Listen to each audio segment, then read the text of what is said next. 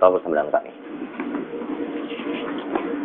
Saya yakin Anda juga merasakan suatu kebingungan ini pemirsa seputar apa sih yang sebenarnya terjadi, karena hal-hal seperti ini tampaknya berpotensi untuk memecah pendapat, memecah opini. Nah, apakah ini yang kita butuhkan di negara kita pada saat ini sedang terus membangun? Kita kayaknya nggak berubah-ubah ya, dari 20 tahun lalu kita membangun terus sampai maju-maju. Kita juga nggak ngerti. Tapi kita akan bahas lagi apakah nantinya hal seperti ini bisa jadi satu pemecah. Nanti pemirsa, Pak Gatot mau menanggapi pendapat sebelumnya. Ya, saya jawab pertanyaan Pak Farid ya. Assalamualaikum Pak Farid. Pertanyaan Anda tadi, saya bertanya, apakah ada perintah di dalam Al-Quran bahwa kita harus beriman kepada asbabun nuzul? Yang dikatakan orang kafir adalah mereka yang ingkar terhadap ayat-ayat Al-Quran. Itu ya, perlu digaris bawahi.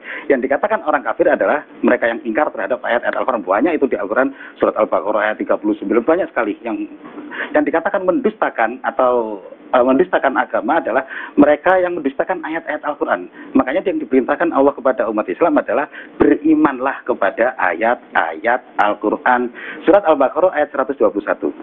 Dan bagi mereka yang telah diberi Alkitab, lalu mereka membacanya dengan sebenar-benarnya ayat, dan mereka beriman kepadanya, mereka itulah orang-orang yang mendapat petunjuk.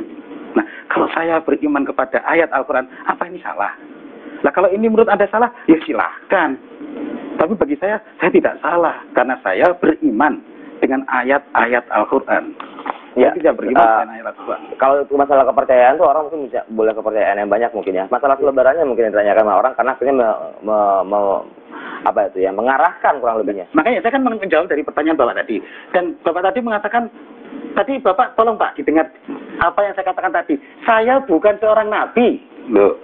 Kan jelas ya, saya bukan seorang nabi, dan saya mengakui bahwa Nabi Muhammad itu adalah nabi yang terakhir bagi seluruh umat manusia.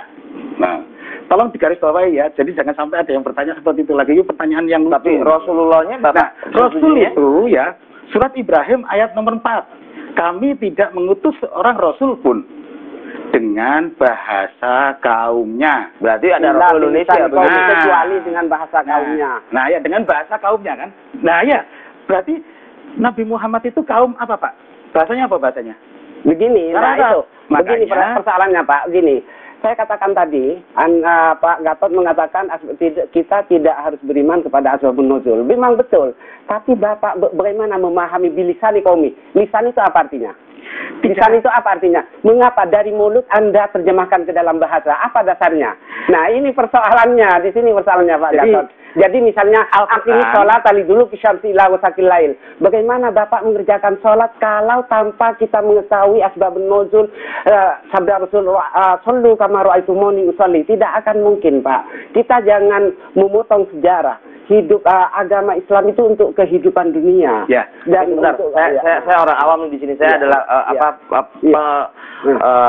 pelaku ibadah sesuai apa yang diajarkan oleh orang tua saya dan oleh agama saya selama ini saya tahu. Kalau ada unsur-unsur baru begini, saya jelas bingung. Sebenarnya sebentar Pak. Sebenarnya tidak ada yang baru dalam Al-Quran. Sebentar. Al-Quran itu dari yang baru dari Bapak, yang baru dari Bapak, yang baru dari Bapak. Sebentar. Kalau Al-Quran itu biasanya kalau dari ajaran agama saya waktu sekolah itu ada hadis juga dan sebagainya, begitu Bapak juga kita nanti. Sampai tahu rukun iman? Tahu rukun iman?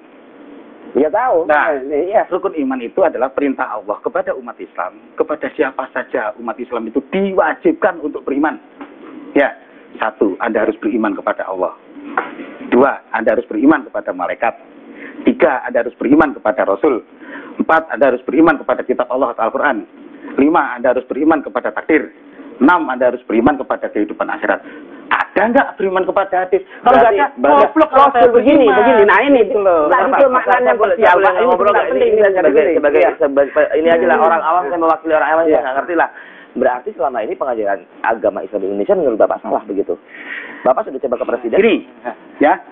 Kalau kita bicara tentang salah atau benar, ya, sesat atau tidak sesat, maka saya katakan tadi ya, benar atau salah bukan menurut manusia, bukan menurut ulama, bukan menurut suatu negara, bukan. Kalau beragama, benar atau salah kita harus melihat kepada Al-Quran.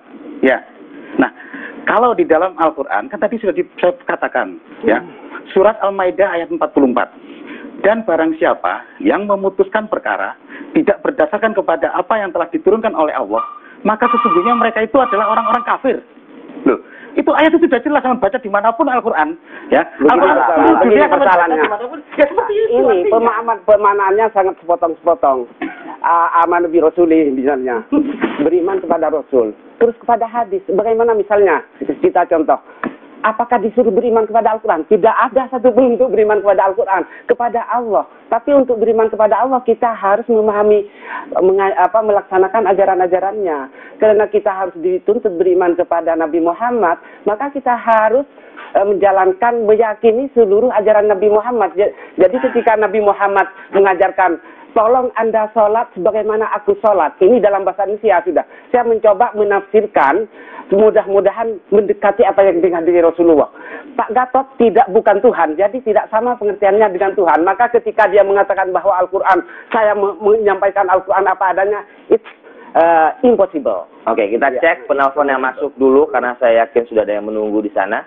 Dan Bapak kalau misalkan ada yang memberikan pernyataan boleh dijawab, tapi kalaupun tidak juga tidak apa-apa karena ini adalah pendapat umum dari masyarakat.